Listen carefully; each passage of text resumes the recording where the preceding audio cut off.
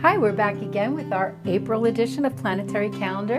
I'm Lahni D'Amicis, one of the co-authors of the calendar, and this is Carole Cherry, our wonderful publisher. Hello. We got a big month ahead of us once again. And you're right about that. Let's start out with the first paragraph written by my co-author Ralph D'Amicis about the forecast for the month. And I think it starts it off perfectly. It says, this first full month of spring is lively with 3 excellent circle days on the 8th, the 23rd, and the 26th for clear sailing for any venture you might launch.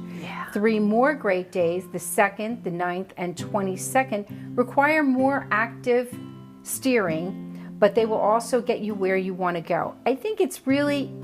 Oh, I also want to mention the next line that says, the sole black box day on the 7th isn't even that bad.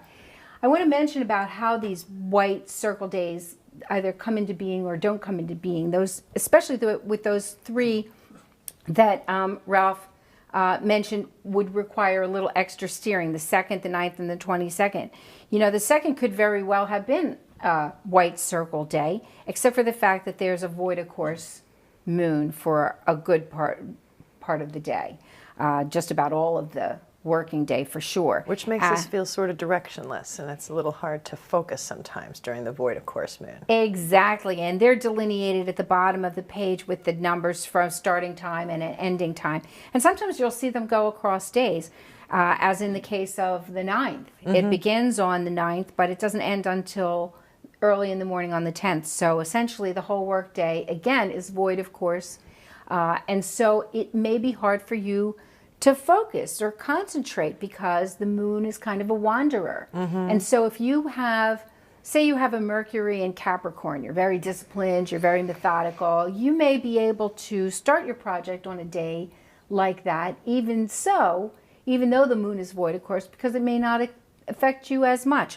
Or if your ruler is the sign that the moon is in, or, you know, void of courses that take place in either the rulerships of the moon or the rulerships of Jupiter are often said to be not so dramatic, if having any effect at all. And then the other one was the 22nd, of course, a lot of activity on that day. But also a void of course moon. But again, a void of course moon for most of the work day, but it's Earth Day, so... and that one's got the void of course moon in Cancer, which is ruled. Oh, no, you're right. Well, the moon is void of course in Gemini and up in Cancer. So that's a good point. You need to check the sign the day before the void of course to see what it was void of course in, or at the time that the void started. Right. Right. Well, so the month starts with April Fool's Day, and the story goes that April Fool's Day came about because the April 1st used to be the first day of the year, and when they switched it, the people who were considered stuck with the April 1st as the first day of the year were labeled as fooled. Exactly. So they became April Fool's Day, and that's how April Fool's Day came to be, I'm told. Then we have Good Friday on the 3rd, and Palm Sunday in the Orthodox religion on the 5th, as well as Easter for the non-Orthodox Christians. Yes, indeed. So there we have, on Saturday the 4th, we have Passover begins, and that is the end of our eclipse series. That's going to be the second of our 2. The first eclipse we had happened on March 20th, and this is the accompanying lunar eclipse. And that's why that one's a box day. And it's a total. And at 4:05 a.m. we'll have to see if we can find it in our if we'll see it in our location. If you follow us on Facebook, we often try to post information about eclipse viewing and the meteor showers. We have another meteor shower coming up this month, and you know that's a great way to stay in touch with the current phenomenon. I just want to mention we'll be on daylight time at that time, so it'll be 5:05. If you look at the little note at the bottom of the calendar, you need to make an addition or subtracting depending on what your time zone is, and whether or not your area actually makes the change over to daylight time. Exactly, and that's an important thing to bear in mind. Once we're in daylight time, you need an additional hour of calculation to get the time exact for your area. Exactly, that's why we find some differences. But then we have that black box day on the 4th, because of that eclipse. Eclipses are disruptive, so it's And not look how busy exactly the that one time is. that you want to really, jump into anything new, or, it's not a day when you can guarantee that your plans are going to go smoothly. Right. And then we have another black box day on the 7th, which is not as bad as the one on the 4th. The one on the 4th, I would really stay away from anything of any import, But on the 7th, the eclipse or the black box day is not so bad. It's just because there isn't anything good to help you. But the things that are bad are kind of minor unless you're ruled by Pluto, Mercury, or Venus. I'm going to disagree with you on the important things to do on Saturday the 4th, because in looking at this chart, I'm seeing all these trines. It seems to me that there's a lot of helpful energy. And while the energy will not be predictable enough, that's one of the reasons why we say it's not a great day to start new things. It's a great day to do old things. And what have we been doing all year?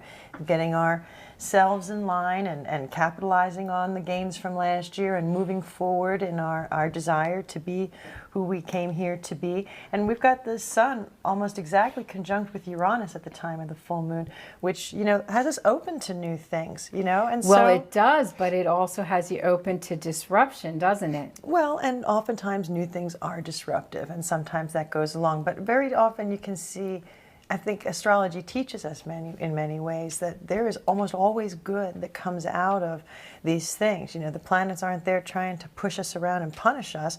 They're trying to help us grow and move forward, and very often it's our attitude that decides whether it's suffering or if it's exciting new opportunity. So focusing on exciting new opportunity, and waiting to see what happens before you make a decision would be, I would think, a very good idea. Well, one of the reasons that we did put that black box on there is that while the sun is conjunct and parallel the Uranus, the moon is not well aspecting the Uranus, so you don't have the emotional support for that. So you might make, an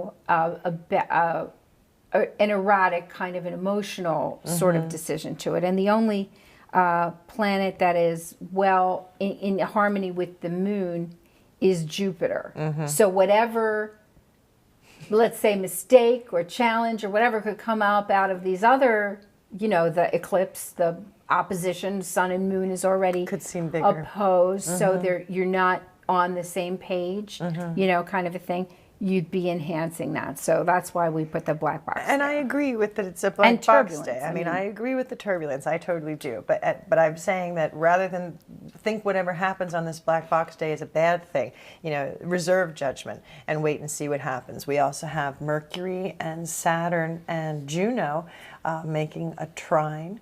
Juno is the marriage asteroid, so there could be some communication and responsibility and relationship sort of structuring with that full moon also. Again, could be good, could be bad, I mean, maybe she's getting a new job and she's going to double your income, or maybe she can't live with you anymore, she must have the pool boy. Anyway, either way it works. Something be ready could for happen that. There. That's right. See, this is why, look, call me, Taurus moon, Capricorn rising. I like things to be a little bit more stable.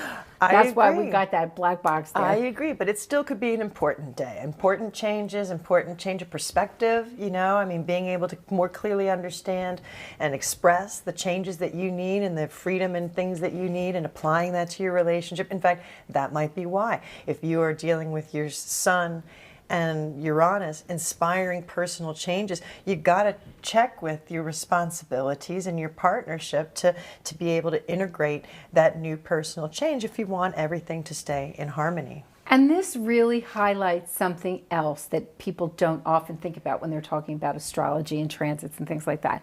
And that is that not every generation has the same relationship with Uranus as the other. I mean, from Saturn, beyond Saturn and out, they're called generational planets because most of the people in your generation are going to have the same Uranus, Neptune, because they move so slowly. Pluto, because they move so slowly, right? So they're generational influences. Well, my Uranus is in Cancer, so I like things to be sort of calmed down a little bit and emotionally, but but yet my Uranus is there, so I've had upheavals in home life and things like that.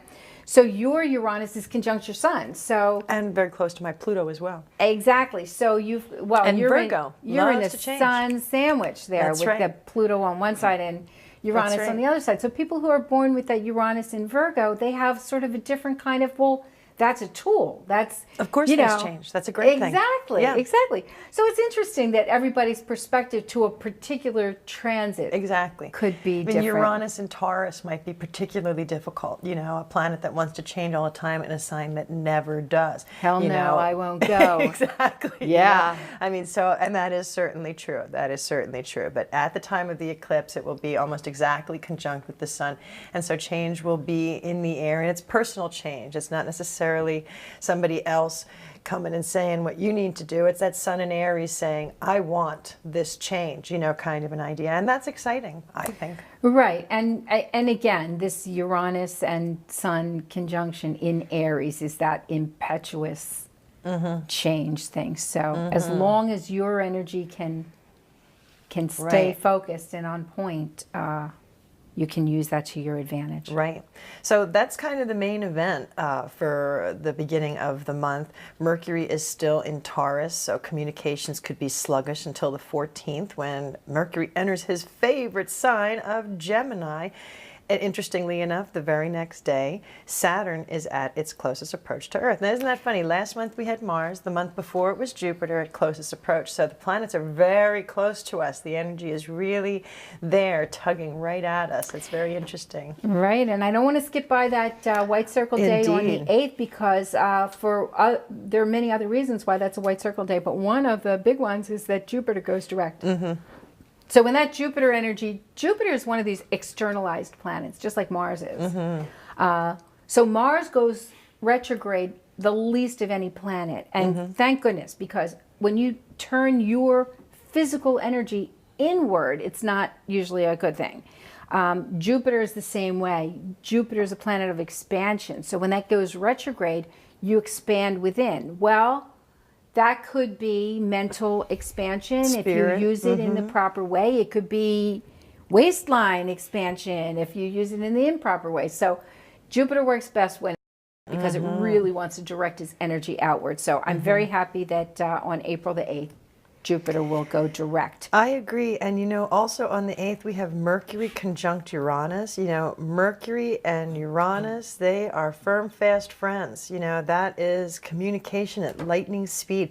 And with the moon in Sagittarius, it's probably moved off from Saturn's position at this time. But even so, it feels to me like that's a really great day to launch your business things, your internet sale, you know, anything that you might, that requires a new communication or an electric communication, if they want to reach a wide group of people. I think that that would be a great time to be doing that on the 8th. Although the next day, on the 9th, when we have the Sun conjunct Mercury, that's a really great time to express your own views sort of excitedly, but it's not always easy to listen to others. So if you're going to launch that sale on the 18th, listen to the customer's full request the next day so that you get the order right and don't have to send it out twice. Because it can be, and it's funny to me because I've seen that so many times, you know, where you're talking to somebody and it's your turn to talk and you start to talk and they don't even notice that you're talking. I mean, and they're sweet, wonderful people. They're not being rude. It's just that energy really makes us want to get our information out, and we're not even really noticing what other people are saying. So be careful driving also at that time. Well, and you think that Mercury, Uranus, conjunct and parallel energy is what you just described, but by the 11th, Venus moves into flirty, short extension span theater, Gemini as well. So we'll have a whole gaggle of planets that are really kind of changeable, Right. inspired, you know, all kinds of ideas and all Right. kinds of, but sometimes they need to be reeled back in to actually sort of accomplish what you want. And I would say that on the 11th, we're going to have that third quarter moon again. And very often that's a week where we are low on our energy. So, you know, that Venus might help us internalize a little bit and think about and what's comfortable and what's profitable, and be interested in those Gemini sort of things. Or in Gemini, you might actually have a little bit more energy than you would if you didn't have that Venus in Gemini, because Gemini really can't sit still. Right. I mean, it's the universal sign of Spielkes, which is the Yiddish word for ants in the pants. But I mean, it's not, it's not a lay around, eat the chocolates kind of energy like it was in Taurus. Well, it's funny because, of course, we've got Mercury changing signs on the 14th and moving into sluggish Taurus, and that communication may slow down a little bit. It might be a little bit more methodical, not so right off the cuff and stuff. So you've only got those couple days, the 11th, the 12th, and the 13th, while both Venus and Gemini are in there, to be able to have their energy sort of match. Well, but then once Mercury does enter Taurus, then Mercury and Venus are in a mutual reception. So they actually will be able to, one person, wants to do one thing, one does the other, but they're combining and they're sharing their sort of talents and energies together in a way, because they at least have an understanding of each other, because Mercury is in Venus's sign and Venus is in Mercury's sign. So well, and what's so nice about that too is we'll have the new moon then on the 18th, and then the sun enters Taurus. So the sun is going to be holding hands with those mutual reception partners sort of for that week. So that could be a really great week, and you can see the energy is building.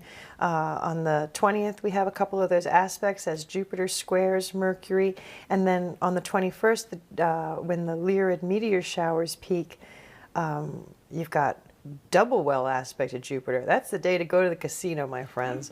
When Jupiter is doubly well aspected with Venus and that's the day. That's the day to go to the casino. And the moon in Gemini, money changing hands. And the moon in Gemini with Mars trining Pluto there. You know what? I am going to circle it, and I'll meet you there. Don't call her on the 21st. She'll be at the casino. That sounds great. That's right. That really does.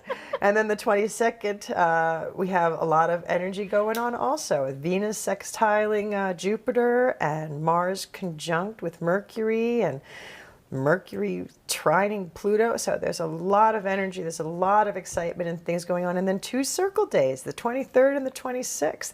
The 26th looks particularly good to me, with Uranus and Jupiter and Venus well aspected. That's another great day to go to the casino, if you ask me. It's a good day to make money. It's a good day to, come up with a great new idea. It's a great day to have the courage to try, with that well, you like Leo that moon. Venus, Jupiter, both being well aspected by the Leo moon. I do. Yeah. And it's going to be tax return time. People are going to get a little extra money from their tax returns if they're lucky, have a little celebration time, get to go to the casino, try their luck. They're both Or maybe good they're days. just going to celebrate the fact that they filed their taxes on April 15th and Well, say, let's Saturn's spend looking it over while their I shoulder. can. Yeah, there you go. Yeah, There you isn't go. that funny? Tax day has got the Saturn at closest approach. Yeah, there's Dad looking over our shoulder, making sure we're doing the right thing. So Astronomy Day. Astronomy Should we talk Day. about Astronomy Day on April 28th? Who even knew? I don't know that much about Astronomy Day, and honestly, at this point, I can't remember if it comes off the traditional list or if it comes off the list of the folks who give us the meteor showers each month. Well, and the idea is to help people looking up. I think that they used to be 2 days. They had a part 1 and a part 2, and they were close to meteor showers so that your science organizations could get, like here, Sugarloaf used to bring out the telescopes for the Perseid meteor showers and things like that, So I think it's a wonderful thing. I think Astronomy Day is every day. That sounds great to me. I mean, it's interesting. People don't often realize the distinction, but astronomy, the science, came out of the science of astrology. In other words, astrology existed for way, way, way longer. And to this day, astronomers are dependent upon the ephemeris that is created for and by the astrologers for the placement of the planets.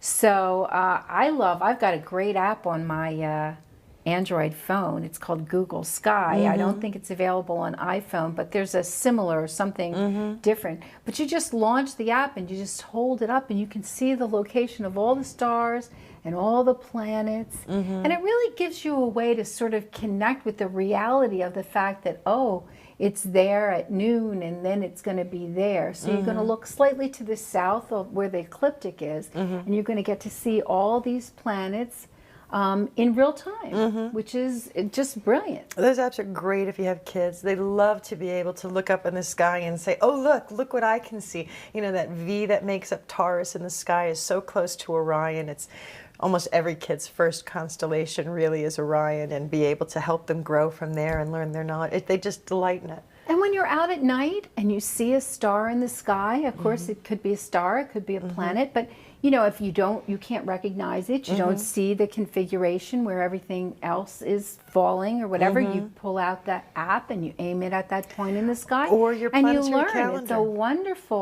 It's a wonderful way to learn about, and of course you're going to see it in sidereal. Not in tropical. That's true, but when you see Gemini or Jupiter so bright in the sky, and it's not too far away from the V of Taurus, or you know, the question mark of Leo, you know, I mean, you're getting an idea also. It's really a lot of fun. So we should do something special to celebrate Astronomy Day. If it's on the calendar for the 28th, we should make a plan. That sounds great. I don't know if that's Virgo. That's right up our alley too. I don't know that that's another casino day, but not for me. No. The 21st and the 26th, they're the casino days. There you go. I hope you really highlighted them very well on your chart. And then on the 30th, Mercury moves into his favorite sign of Gemini. And that sounds wonderful. If you've had work waiting to get done, if you have some project that requires some mental energy, you want to learn a new language, this is your chance moving into May to be able to really apply that well working brain into, I mean, unless you've got something difficult in Gemini perhaps, but I mean, Mercury is about communication, you know, so I mean, I think that talk about whatever's in Gemini, I think you're good. Well, and you know, just to go back to Saturn a little bit, we were talking in a previous episode about how thankfully Saturn has moved out of Scorpio and is now in Sagittarius, but I just want, you know, my idea is be prepared, be very scared. No, just be prepared and plan ahead. But by June, Saturn is retrograde right now in Sagittarius. So by June, it dips back into Scorpio for a short while. So it's just going to be a short time, and it's going to be an important time to review. It really is. So be thinking about all the lessons of when Saturn was in Scorpio last year, and see if you'll be ready, because this really is the final exam. Well, it's your chance for course correction. Yeah, exactly. I mean, if you have found that, you know, your ideal did not really measure up in real life, you know, that'll be a great time to make a change there. I also want to mention, you know, also from our beloved co-author, sweet Ralph D'Amicis, the new moon on the 18th takes place late in Aries, 28 degrees. So those born late in Aries are going to feel it. And then on the 20th, the sun moves into Taurus, joining Mercury and Mars. It feels like somebody suddenly changed the music from a pumping Latin beat to a sweet, swaying bossa nova. That's a huge change in energy. We're going to feel that one. From there, the month builds gracefully toward the full moon on May 3rd, and the only bump in the road is on the 30th when Mercury enters his ruling sign. So expect the usual turbulence with the winged messenger, but the winged messenger feels right at home in the sign of the twins, and he should provide some nice entertainment for the coming month. So hoping the joke's not on you, but with you in the coming month with the Mercury in Gemini. If I can just go back for just one quick second, because we can't really talk about Saturn without finishing up. Oh, I'm Saturn sorry. is in, no, that's okay. Saturn is in Scorpio then, and turns direct in August. And then by September, it has gone direct back into Sagittarius. So you've got that period of time with that Saturn dipping back into Scorpio to kind of button everything up. And just because Saturn has gone direct doesn't mean it's all fresh he's going to be recovering ground that he retrograded, and you get to sort of have a do-over in some ways. So we're going to be addressing those and reviewing and reworking and shoring up that foundation before we build the second floor. Changes like that, they could be changes in jobs, changes in living circumstances, changes in responsibility. A lot of times when people have Saturn transits, married or they get divorced or they have children or start a company. Saturn is what, and when we look at charts of couples, we look for a Saturn contact because although Saturn on the sun is stay away from that because it can be sort of squelching, putting out your sunlight, very restrictive.